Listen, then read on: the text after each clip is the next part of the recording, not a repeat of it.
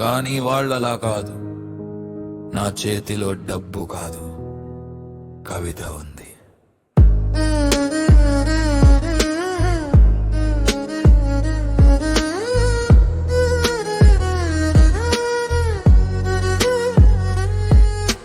కవితలో నేను ముక్కలైపోతున్నా, పదాల్లో నన్నే నేను కుట్టుకుంటున్నా.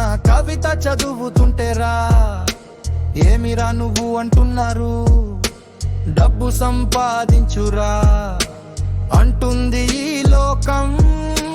కానీ నా గుండె మాత్రం కవితలే కొడుతోంది రిధం. దారిలో పడిన అరటి తొక్కను తొట్టిలో వేసిన ఎలుకలు రెండు.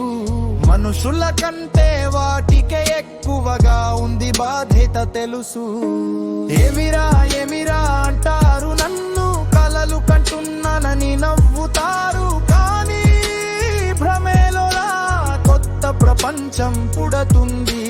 ఏమిరా ఏమిరా అంటారు, నన్ను కవితలతో గుండెలు నింపే వాళ్ళం. భక్తే దేవుడైన ఈ లోకంలో మానవత్వం కాపాడే వాళ్ళం. నది దగ్గర చేపలు కథలు చదువుతుంటే మనుషులు నోట్ల వాసన పీలుస్తున్నారు. సంపాదనలోనే సంతోషమని భ్రమల్లో బతుకుతున్నారు. నత్తలు స్టేజీ పైన డాన్స్ చేస్తుంటే కళ్ళు చెవులు సెల్ ఫోన్ లో మునిగిపోయాయి. పిట్టలు సంగీతం నేర్పుతుంటే జేబులో మాత్రం డబ్బు లెక్కలకి అంటున్నారు. ఎవరు జంతువో ఎవరు మనుషులో ఇప్పుడు వర్కల్ నిమ్ కావడం లేదు.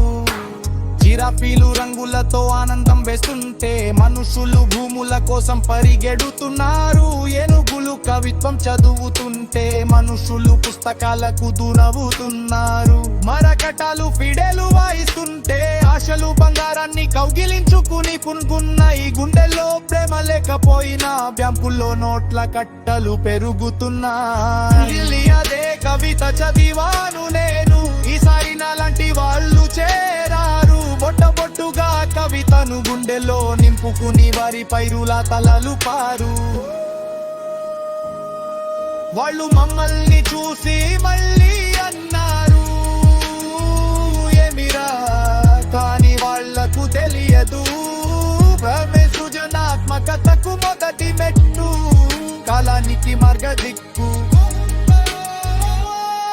వాళ్ళు మమ్మల్ని చూసి మళ్ళీ అన్నారు ఏమిరా, కానీ వాళ్లకు తెలియదు భ్రమే సృజనాత్మకతకు మొదటి మెట్టు, కాలానికి మార్గదిక్కు.